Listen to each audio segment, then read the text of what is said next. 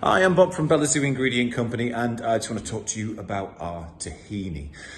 So we do two types of tahini. We do a regular one, and then we do our black tahini. We looked for about 4 years to find a really good one. This particular one we think is fantastic. If you haven't tried it, obviously I'm going to recommend that you do. What is it that makes it so good? Well, the first thing is that the seeds are Humera seeds, which reputedly are the creamiest sesame seeds you can get. And they're grown in the Nile Valley in Ethiopia. Again, reputedly Ethiopia is the best place to buy sesame seeds from. But it's not just about the seeds, it's about how they're actually processed. So the seeds are brought over to the company that make it.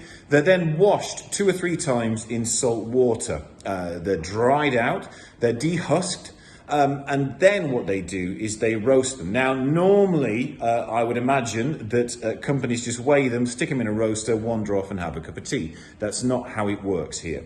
The guys are constantly smelling and they are constantly watching to make sure that the seeds don't start to darken and you don't get those bitter notes coming off, which you can detect on the nose. It's exactly like when you're doing pine nuts. You always know with your nose first, if you take your eye off the pan, when the pine nuts have gone too far. And sure enough, they end up being bitter.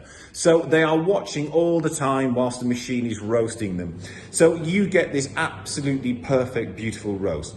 The seeds are then allowed to cool down. Once they're cool, they then go on to the first millstone. They are actually milled on proper stones. An awful lot of manufacturers will use cast iron rollers, and they'll just set them very, very small, and it has a very similar effect. But there's something about being ground together that we think kind of improves the flavour.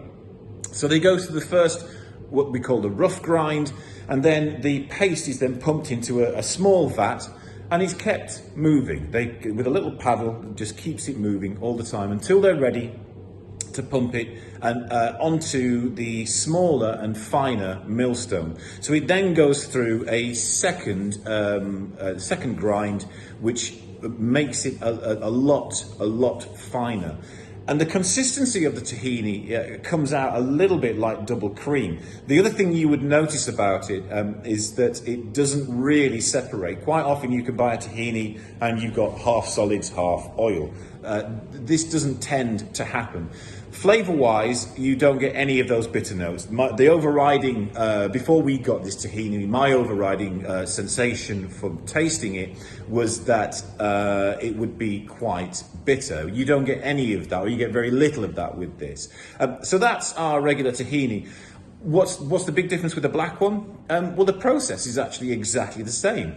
The biggest difference is that they use black seeds all the way from Bolivia, and they are pure black. The flavour profile is slightly different, but in terms of using it in the kitchen, it's really wonderful using it neat and just drizzling it on a little bit like honey, I guess, to get a very strong visual effect. If you could use it to make hummus or baba ganoush, what it tends to do is turn both of those a little bit on the grey side.